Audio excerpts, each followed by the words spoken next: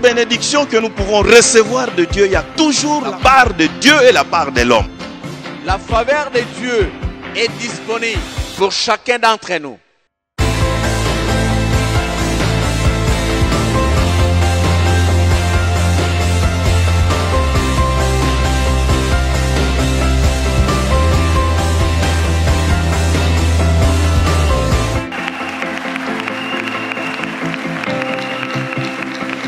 Ça, il n'y a que Dieu dont il peut faire. Amen. Est-ce qu'on peut s'élever pour ceux qui sont assis là? Nous élevons, allons clamer la parole que nous allons écouter maintenant. C'est avec joie que nous invitons notre bien-aimé Justin Toumba qui va nous nourrir de la part du Seigneur. Que le Seigneur soit loué. Ok. Pour ceux qui ne le connaissent pas, Justin Toumba, il est parmi nous depuis quelques mois. Dans le cadre de son stage, il est en formation théologique. Aujourd'hui, il clôture son stage. Et c'est lui qui va aussi nous nourrir au travers de la parole de Dieu. Bienvenue à toi.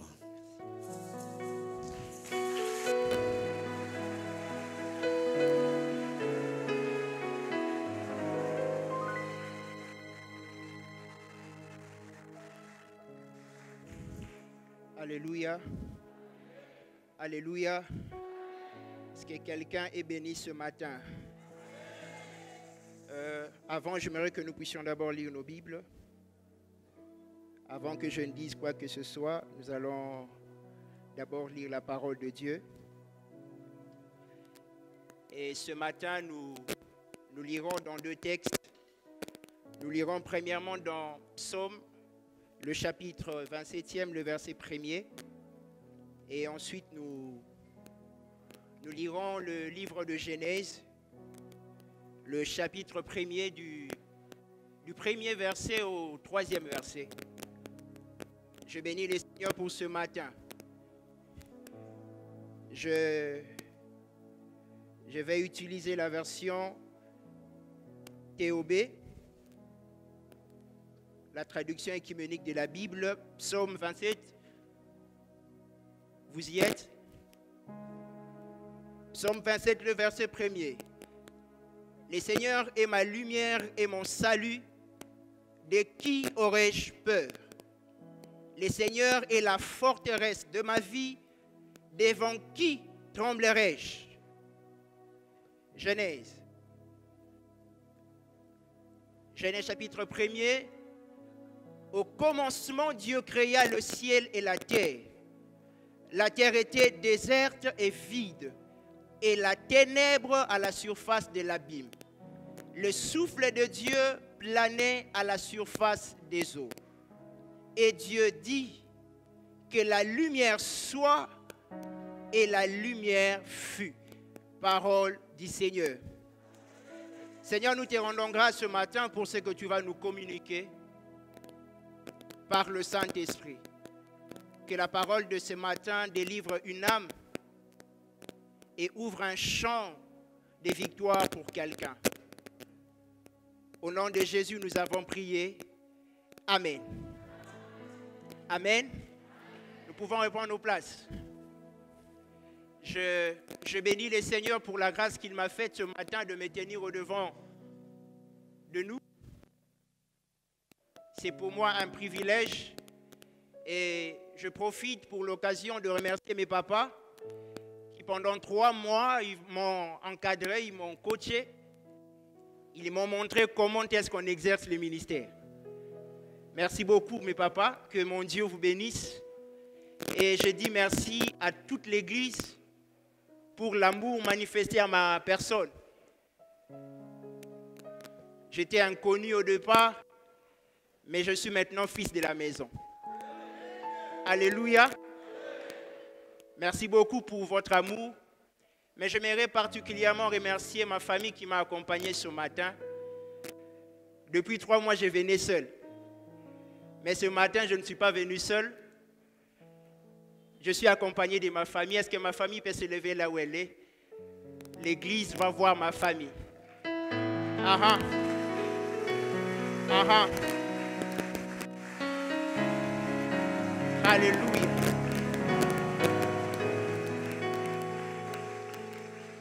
Merci beaucoup. Vous pouvez vous rasseoir, mais maman peut rester debout. J'aimerais particulièrement la remercier et que vous la voyez. C'est elle, ma mère. C'est elle qui a donné naissance à ce beau garçon qui est devant vous. C'est elle. Elle m'a encadré d'une manière ou d'une autre. Et elle a fait de moi ce que je suis ce matin. Vous savez, il y a longtemps, je m'imaginais non pas être du haut de la chair en train de prêcher. J'avais une autre vision de ma vie. Je me voyais être un artiste quelque part en train de chanter avec le frère Chris Brown, les frères Blanquette, qu'on soit en train de chanter, et je m'imaginais en train de faire ça avec la présence de mes parents. Mais Dieu, comme il est Dieu, je me retrouve ce matin, ma mère ne m'accompagne pas pour chanter pour les frères Chris Brown, mais elle m'accompagne pour parler de la part de Jésus. J'aimerais qu'ensemble nous puissions acclamer et célébrer Jésus, car il est le seul qui peut prendre quelqu'un du néant, le tamiser et le sortir au grand public. J'aimerais que tu acclames Jésus. Je ne parle pas de moi ni de ma mère, mais c'est de Jésus. Jean dit, je pleurais beaucoup parce que personne ne fut trouvé digne d'ouvrir les livres et d'en rompre le sceau. Mais l'un des vieillards le touche et lui dit, ne pleure point, car voici, on ne l'appelle pas Jésus, mais on l'appelle le lion de la tribu de Juda. L'homme a la force incontournable. Il a vaincu, non pas seulement pour ouvrir les livres, mais aussi d'en rompre le sceau. Je suis venu ce matin comme un vieillard, dire à quelqu'un, ne pleure point, car là-haut dans le ciel, il y a quelqu'un qui a vaincu pour toi.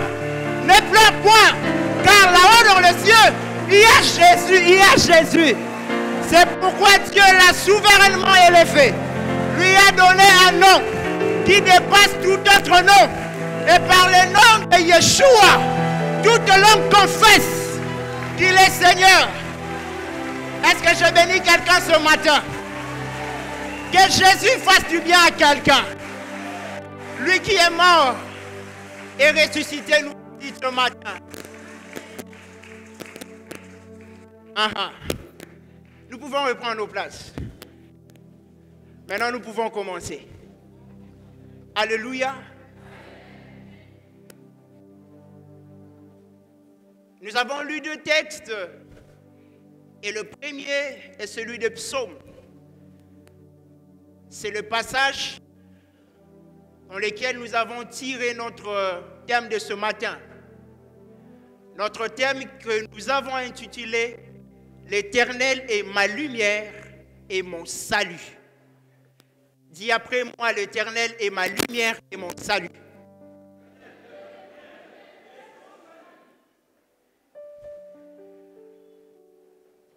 Et dans ce texte de Psaume, le psalmiste insiste sur quelque chose. Lorsqu'il dit que l'Éternel est ma lumière et mon salut, mais il insiste sur la peur et la crainte.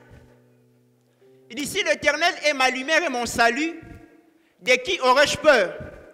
Si le Seigneur est ma forteresse, devant qui tremblerai-je? Il y a un problème qui dérange le monde et surtout même le chrétien. C'est le problème de la peur. Dis à ton voisin, problème de la peur. La peur nous ronge. La peur nous dérange. La peur nous détruit. Aujourd'hui, même le chrétien a peur de tout, sauf de rien. Le chrétien tremble devant n'importe quel problème.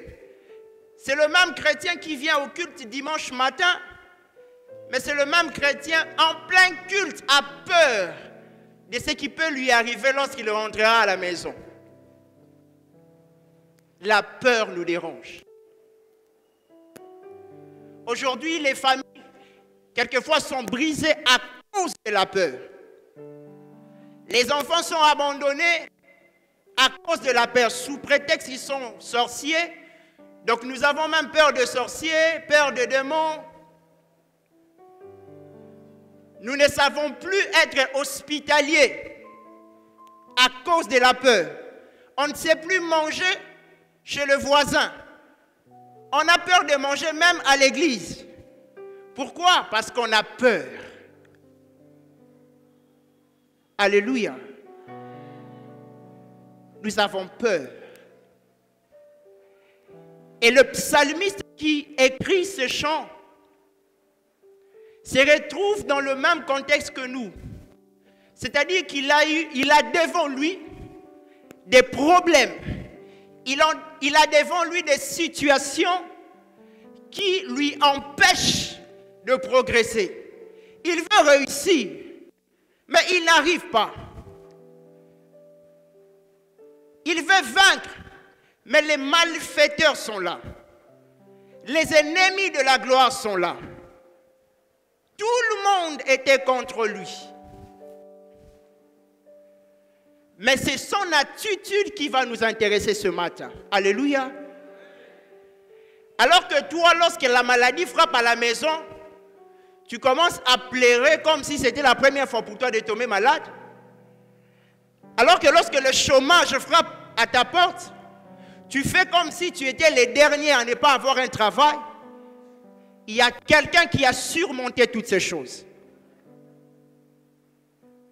J'aime le dire aux gens, quelquefois l'orgueil c'est penser qu'on souffre plus que l'autre.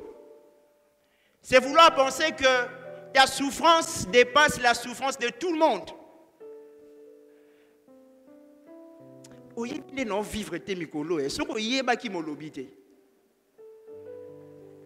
Or peut-être la personne à qui tu t'adresses souffre plus que toi.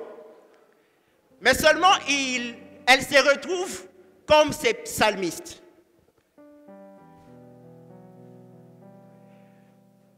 Aujourd'hui, les familles sont victimes de ça. Les oncles, surtout les oncles et les grands-pères. Si tu es oncle, tu n'a malchance na libandi. Tu te retrouves dans une famille, tu restais chez toi, tu restais peut-être au village, tu dis, bon, je vais faire 2 semaines chez mon fils, à Kinshasa. Et quand tu es à la maison, par malheur, 2 jours après, l'enfant tombe malade. Tous les regards tournent vers toi. Et c'est la femme qui dit à son mari, non, mon oncle non a clarté. C'est la peur. Il y a quelque chose que j'aimerais nous dire. Romains 8, le verset 15e. La Bible dit, et vous n'avez point reçu un esprit de servitude pour être encore dans la crainte, mais vous avez reçu un esprit d'adoption par lequel nous crions Abba Père. Lorsqu'on parle de Abba, on voit un père, mais pas n'importe quel père. Il s'agit là d'un père qui nous aime, un père dans l'affection. Un père avec lequel nous partageons réciproquement de l'affection. Et j'ai compris pourquoi la peur nous ronge de foi. C'est parce que dans la plupart des cas, nous pensons que nous sommes seuls. Dans la plupart des cas, nous pensons que lorsque nous sommes en train de traverser les moments difficiles, nous sommes seuls. Comme si nous sommes abandonnés à notre triste sort. Mais ici, par l'Esprit, il est dit, nous ne devons pas avoir peur. Pourquoi? Par lui, nous confessons que Dieu est Abba. C'est-à-dire que quand tu traverses des moments compliqués de ta vie, ne pense pas que tu es seul. Il y a un Père qui t'aime, il y a un Père de l'affection qui est là et qui veille à ton bonheur. Je suis venu dire à quelqu'un ce matin, tu n'es pas seul. Lorsque ça ne marche pas en famille, ne pense pas qu'il t'a abandonné. Lorsque ça ne va pas au boulot, ne pense pas qu'il t'a laissé. Lorsque ça ne va pas aux études, ne pense pas qu'il t'a abandonné. Car il est Abba. Dis à ton voisin, Dieu est mon Abba. Alléluia. La présence de Dieu bannit la crainte. Vous savez, il y a de ces personnes qui n'ont même pas besoin que Dieu leur dise 10 ou 1000 phrases. Il y a de ces personnes qui s'attendent à ce que Dieu dise seulement « Je suis là à tes côtés ». Alors que toi, tu t'attends à voir des détails sur ta vie. Il y a de ces personnes qui sont à la quête juste de cette voix. Que Dieu leur dise « Je suis là à vos côtés ». Est-ce que je bénis quelqu'un ce matin? Alors je disais tout à l'heure que c'est l'attitude de ces psalmistes qui nous intéresse. Devant les problèmes, devant les situations compliquées, nous devons apprendre à vivre comme ces chantres. C'est pourquoi ce matin, j'aimerais partager avec nous deux choses qui peuvent nous aider à surmonter la peur. Deux choses qui peuvent nous aider à aller au-delà des limites des humains. Vous êtes avec moi?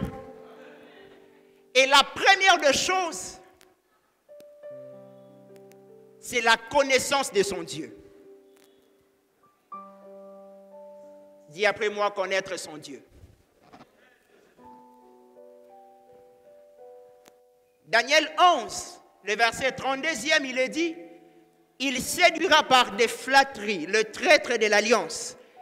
Mais ceux du peuple qui connaîtront leur Dieu agiront avec fermeté. Lorsque nous connaissons notre Dieu, nous avons la force d'agir. La connaissance de Dieu nous donne accès aux actions de valeur. C'est celui qui ne connaît pas son Dieu qui se laisse emporter facilement par la peur. C'est celui qui ne connaît pas son Dieu, lorsque la maladie arrive, elle tremble. Seule la personne qui ne connaît pas son Dieu, lorsque les ennemis deviennent nombreux, elle panique. Ce matin, je suis venu dire à quelqu'un, connais le Dieu que tu sers. Connais le Dieu que tu sers. Dans 1 Chronique, chapitre 28e, le verset 9e,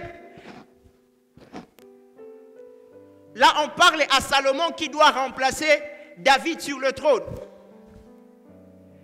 Et l'auteur est en train de dire qu'on dit à Salomon, Salomon, connais les dieux de ton père. Parce que tu ne peux pas régner sur Israël si tu ne connais pas les dieux qu'a servi ton père. Ton père a connu beaucoup de problèmes dans son parcours. Ton père a connu des difficultés. Mais il a pu résister jusqu'à ce moment parce qu'il avait un Dieu. Et si tu veux avoir un même parcours que lui, au mieux faire plus que lui, tu dois commencer par connaître son Dieu. Lorsque nous connaissons le Dieu que nous servons, nous sommes épargnés de certaines questions de la vie. Alléluia. Il y a trois choses, trois avantages qui tournent autour de la connaissance de son Dieu. Le premier avantage, c'est l'assurance. Ceux qui connaissent leur Dieu sont assurés. Lorsque nous lisons dans 1 Samuel, nous rencontrons un roi qu'on appelle Saül. Lui qui va accomplir des exploits. Mais il arrive un jour, un homme grand, un fils de Gath, les géants, qui se lève au nom de Goliath pour défier Israël. Et Saül et son armée, lorsqu'ils regardent Goliath, ils disent,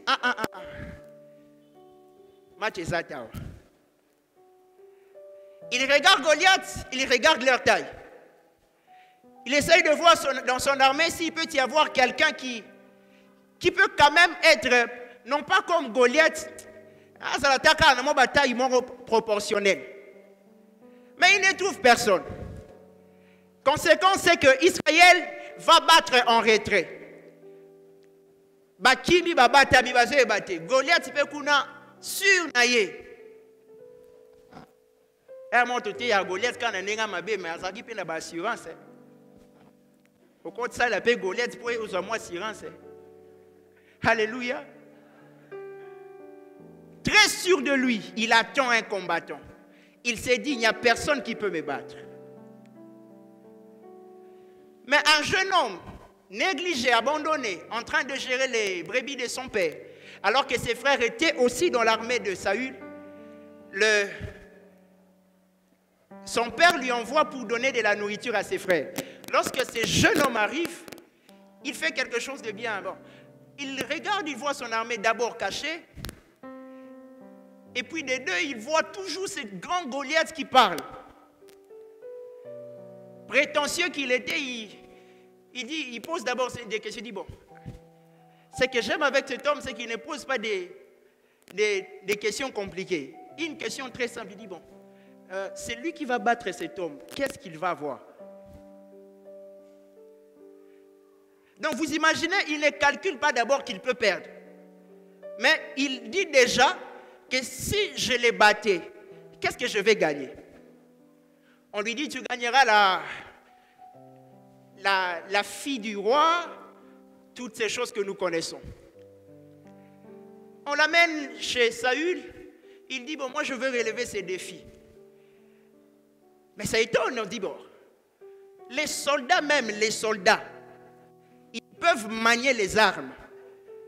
Ils refusent de partir. Mais toi, j'aime ce que cet homme a fait. Vous savez, lorsque nous connaissons notre Dieu, nous n'avons pas peur de Goliath. David a vécu en forêt. Et là, il a connu Dieu. Le problème de Saül, tu es devenu roi, on ne sait pas. Ceux qui parlent tricage, ceux qui parlent nini. Des deux, tu es inconscient.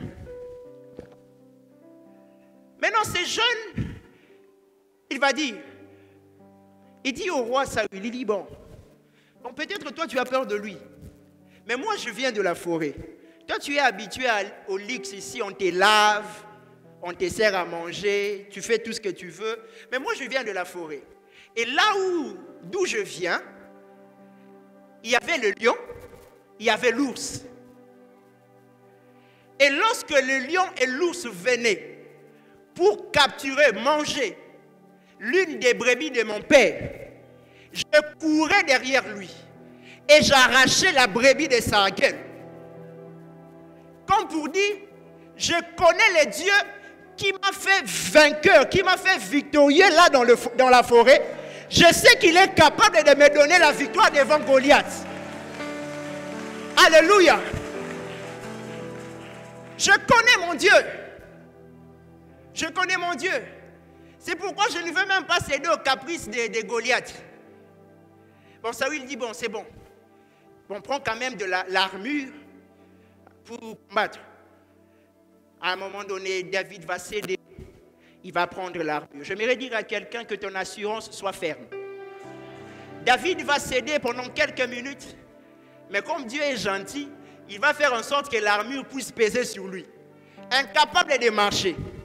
Bon, finalement, il dit, mais dis donc, mais là dans la forêt, j'ai tué ces animaux-là sans qu'il y ait de l'armure. C'était à main nue. Mais c'est incirconcis ici, je dois me poumonner pour chercher quoi que ce soit. Non. Il enlève. La Bible dit, cet homme va avancer. Il va dans le champ de bataille lorsqu'il arrive. Goliath le voit de loin.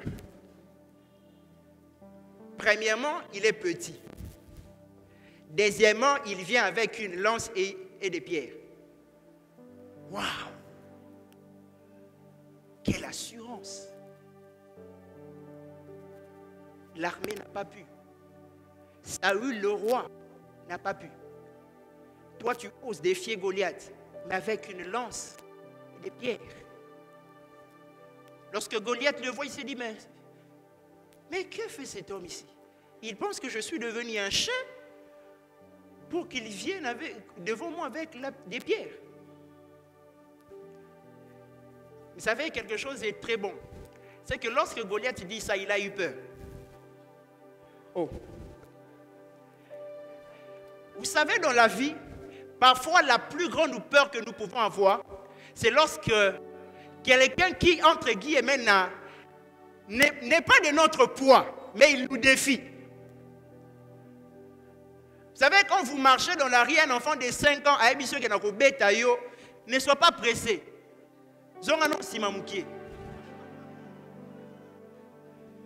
Parce que si tu te précipites, mais c'est compliqué, comment? Non seulement cet enfant a 5 ans, mais lorsqu'il se met devant toi, il te regarde comme ça.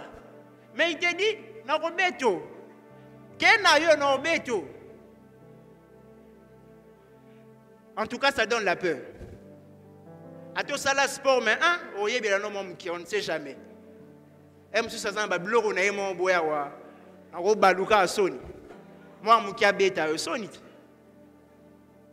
Goliath va avoir peur. Et lorsqu'il a peur, qu'est-ce qu'il va faire? Il va chercher une assurance. La Bible dit que Goliath va maudire David par ses dieux. Oh, Goliath, toi l'homme le plus fort. Maintenant tu commences à mettre tes dieux en jeu et tu me maudis. Hier, nous étions avec la jeunesse, on a parlé de la bénédiction. On a dit que la bénédiction, c'est bénir, c'est armer quelqu'un. Et lorsqu'on te maudit, c'est comme si on te désarme, s'il faut le dire comme ça. Donc, Goliath a eu peur. Et il veut désarmer David pour le battre facilement. Mais cet homme avance avec assurance. Lorsqu'il a entendu que cet homme m'a maudit par ses dieux, lui dit, bon, ça ce n'est pas un problème. Je viens de la forêt. Je viens de la forêt. Et lorsqu'il arrive, il dit, bon, toi tu viens avec des javelots, l'armure, tout ce que tu as là. Mais moi, je n'ai pas besoin de tout ça. Moi, je viens devant toi avec le nom de l'Éternel. Ah, je dis à quelqu'un, lorsque tu connais ton Dieu, Goliath peut te maudire par ses dieux, ça n'aura pas d'impact. D'ailleurs, tu vas utiliser la lance et les pierres juste pour mener les motos, pour qu'ils se sonité. Pour que vous ayez pas beaucoup de pamba. Vous ayez pas pamba boé. Goliath va en embêter toi. Bon, pour mener les motos, on a ta lance. Une seule pierre a suffi pour mettre chaos cet homme. Je dis à quelqu'un ce matin, en réalité, ce n'était pas cette pierre qui a battu Goliath, mais c'était l'assurance qu'avait David. Lorsque nous entrons dans les champs de bataille, nous devons entrer avec une assurance. Si tu n'es pas sûr de ton Dieu, tu seras vaincu. Est-ce que je parle à quelqu'un ce matin? Connais les dieux que tu sers et explose devant les situations compliquées de la vie. Maîtrise les dieux que tu sers. Alors que Jézabel et les prophètes de Baal vont s'élever, détruire Israël, un homme, Élie, s'élève, un roi 18. Il va lancer un défi. Il dit, nous allons faire des autels. Et le Dieu qui descendra par le feu sera lui le véritable Dieu. Quelle assurance! Les prophètes de Baal ne vont pas comprendre ça. Il sert d'abord un Dieu qui ne parle pas, qui n'existe pas d'ailleurs. Et ils vont casser les autels. Au lieu qu'ils se posent la question, mais pourquoi lui, il va choisir seulement le feu? Pourquoi pas quelque chose d'autre?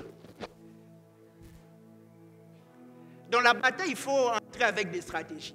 C'est pourquoi il faut connaître son Dieu. La Bible dit dans Deutéronome 4, le verset 24e. Alléluia. Deutéronome 4, le verset 24e. Il est dit, car l'Éternel, ton Dieu, est un feu dévorant. Cet homme Élie qui se présente devant le prophète de Baal ne tire pas par hasard, mais il tire avec précision parce qu'il connaît son Dieu. Il sait que mon Dieu est un feu. Et si on lance les défis dans les domaines de feu, il n'y a personne qui peut vaincre mon Dieu. Alors commençons la bataille. Quelquefois tu es vaincu parce que tu ne connais pas les points forts de ton Dieu. Quelquefois tu es vaincu parce que tu ignores complètement qui est-il.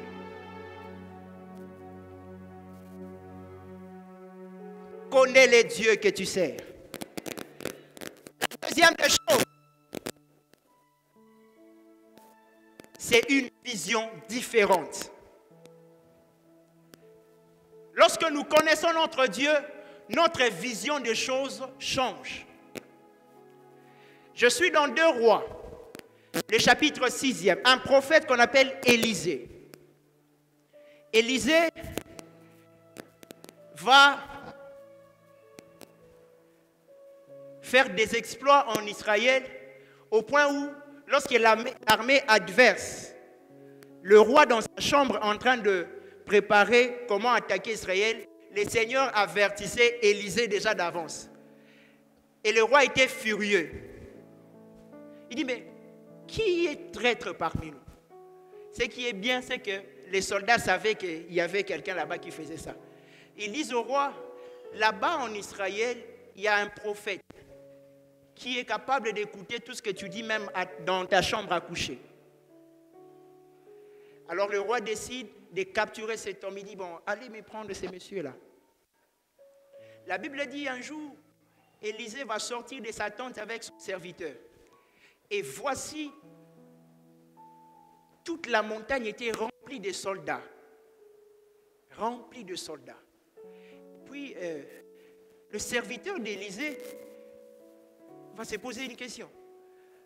Non, il ne se pose même pas une question. Il tremble directement. Vous savez, lorsque tu dormais, tu sors de la chambre, tu sors de la maison, et puis tout d'un coup, tu vois les militaires. Qu'est-ce qui se passe ici? Le serviteur d'Élisée va avoir peur. Il montre à son maître que nous sommes foutus. Mais Élisée, tranquille qu'il était, va prier Dieu qu'il ouvre les yeux de son serviteur. Et lorsque Dieu ouvre les yeux de son serviteur, le serviteur va se rendre compte que tout autour d'eux, il y avait des chars de feu, il y avait l'armée de l'Éternel qui était là. En fait, qu'est-ce qui se passe dans ces passages? C'est que le problème avec nous, c'est quoi? Pourquoi nous avons peur? C'est que lorsque un problème surgit dans notre vie, au lieu de tourner les regards vers l'armée de l'Éternel qui nous entoure, nous fixons les regards vers l'adversaire. Et quand on constate le nombre des soldats adverses, ça nous fait peur. Aussi longtemps que tu regardes toujours ton adversaire, tu auras peur de lui. Mais au lieu de fixer ton regard vers ton adversaire, fixe ton regard vers l'armée de l'Éternel qui t'entoure. Tu te rendras compte que l'armée de l'Éternel est 3 fois plus nombreuse que l'armée de ton adversaire. La vision des choses doit changer. Lorsqu'il y a un problème, ne présente pas ton problème à Dieu, mais présente ton Dieu en ton problème. Lorsque tu es malade, ne fais pas comme si la maladie était un Dieu. Dis à la maladie, j'ai un Dieu qui depuis les temps guérissait toutes les maladies. D'ailleurs, il est descendu lui-même et la Bible me dit c'est par ses blessures que moi, je suis déjà guéri. La vision doit changer. Vois autrement. lorsqu'il n'y a pas de finances à la maison, ne pense pas directement à quelqu'un qui peut te donner de l'argent. Okobetisa mama baku, estomac ko déranger yo, et puis au koufi. Lorsque les problèmes surgissent dans ta vie, prends ton Dieu et présente ton Dieu à tes problèmes. Dis à tes problèmes, vous n'êtes pas plus fort que mon Dieu. Vous n'êtes même pas plus nombreux que les anges que Dieu peut envoyer pour moi. Alors je n'ai pas peur de vous. Et la troisième des choses, c'est que la connaissance de Dieu bannit la peur. C'est d'ailleurs la plus grande réponse que je peux nous donner ce matin. Lorsqu'on connaît notre Dieu, on n'a pas peur. Lorsqu'on connaît notre Dieu, les adversaires ne nous inquiètent pas. On a d'ailleurs pitié d'eux. Vous savez, lorsque dans une bataille, vous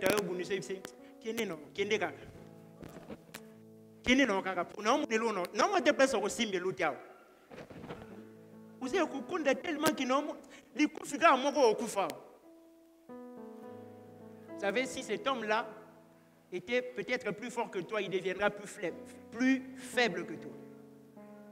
Pourquoi? Parce que il constate que tu n'as même pas peur de lui. Tu n'as pas peur de lui. Psaume 91, le verset 7e. J'aime l'assurance de ces chantres. Il dit que 1000 tombent à ma gauche, que 10 000 tombent à ma droite, je ne serai point atteint. Je prie ce matin que Dieu se révèle dans la vie d'une personne, afin qu'il puisse bannir la peur. Je prie ce matin que Dieu révèle son identité à quelqu'un. Alors que tu connaîtras ton Dieu, tu agiras avec fermeté. Alors que tu connaîtras ton Dieu, lorsque les voisins vont tomber, lorsque la voisine va échouer, toi tu ne vas rien craindre, parce que toi tu vas rester debout. Tu ne connais pas un Dieu qui fait tomber ta vie, ta famille au même moment que les autres. Qui a dit que lorsque ton voisin échoue, tu dois échouer? Qui a dit lorsque quelqu'un a Covid, toi aussi tu dois en avoir? Qui a dit que lorsqu'il y a choléra, tes enfants aussi doivent souffrir de ça? Montre à ces choses que tu as un Dieu. Et que ton Dieu est au-dessus de tous les dieux.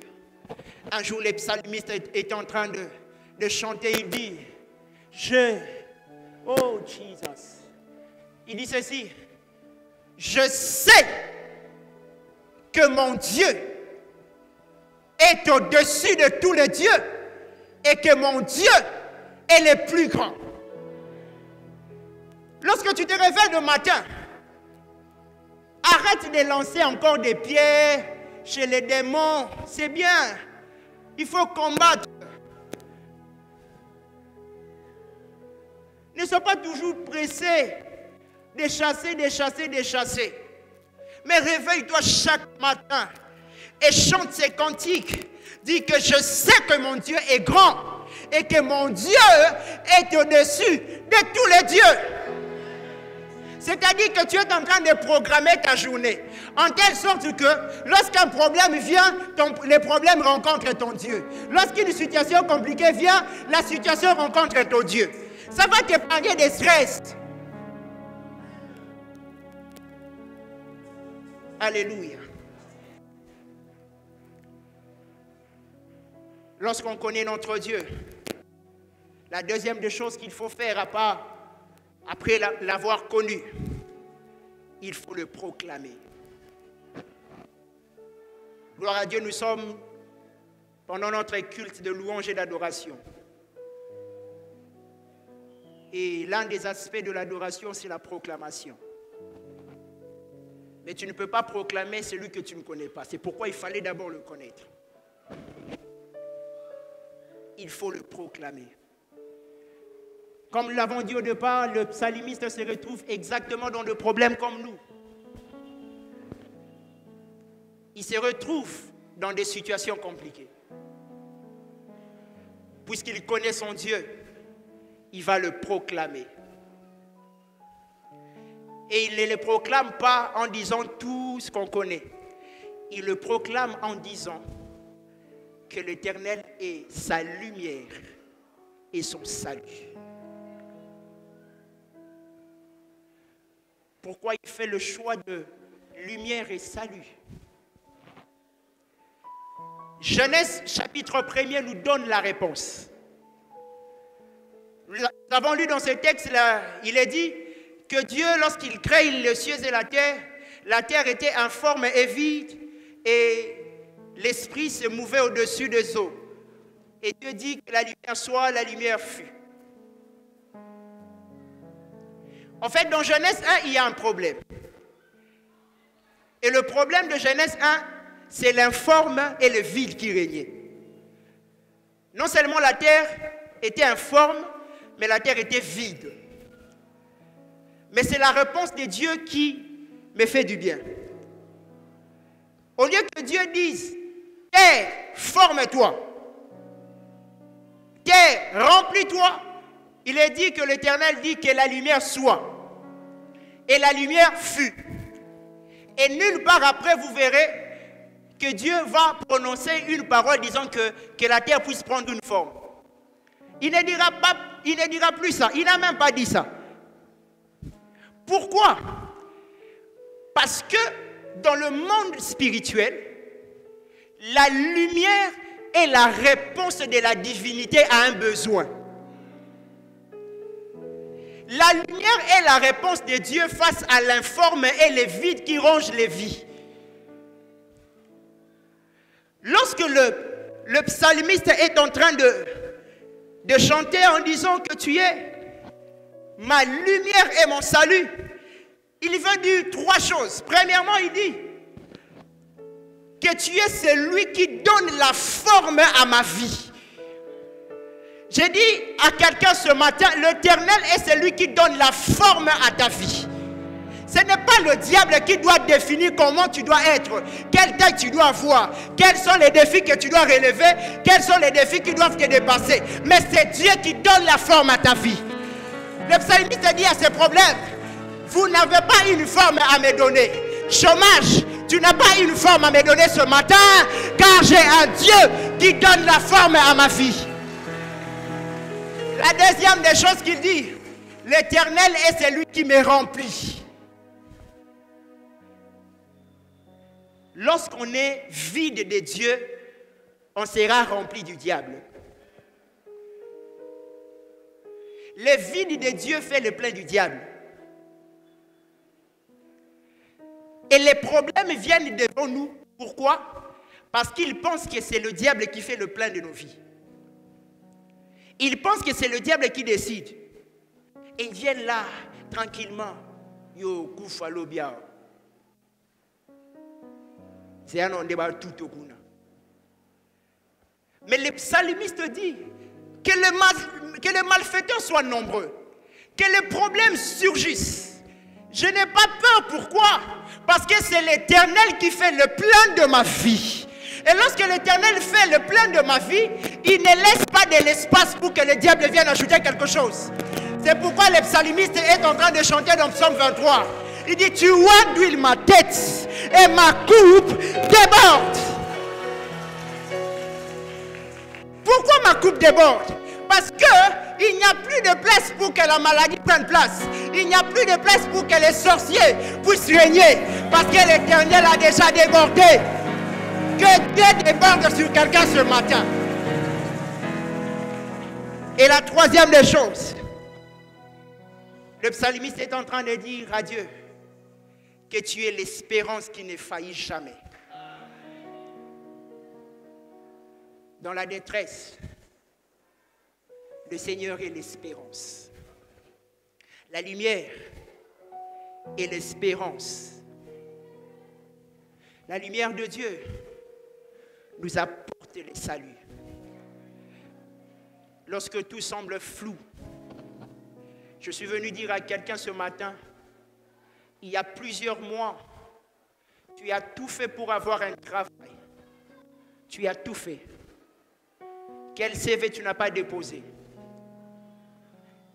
Je suis venu dire à une famille dont un enfant est en train de souffrir gravement depuis un bon moment. Dieu est l'espérance qui ne faillit jamais. Ça tarde à venir, mais attends-la. La lumière de Dieu finira par apparaître dans ton chemin. Maintenant, ça semble flou, mais reste là. La lumière de Dieu finira par t'apporter le salut. Parce que nous proclamons Dieu, nous faisons trois choses. La première des choses, c'est que nous les désignons. C'est-à-dire que nous portons notre choix sur lui. Arrête d'aller vers le féticheur. Arrête de faire ces mélanges. Choisis Dieu. La deuxième des choses, c'est que lorsque nous le proclamons, nous lançons un cri vers lui. Crie vers ton Dieu. La proclamation de ce matin est un cri que nous allons lancer vers le Seigneur. La troisième des choses, lorsque nous proclamons Dieu, nous l'invitons à agir. Lorsque le psalmiste dit que tu es ma lumière et mon salut, il est en train d'inviter l'Éternel à défendre sa vie. L'adoration, la proclamation est une arme efficace dans le combat spirituel. Papa Kanayo, c'est bien. Tumbaka Zikisaka, ça peut rater. Mais s'il y a une arme qui...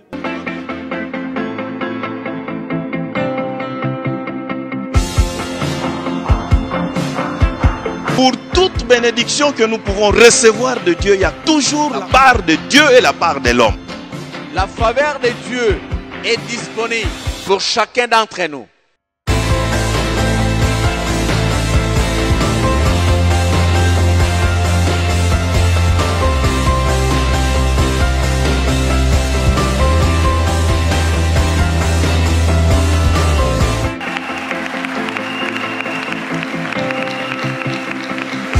Ça, il y a des dieux dans les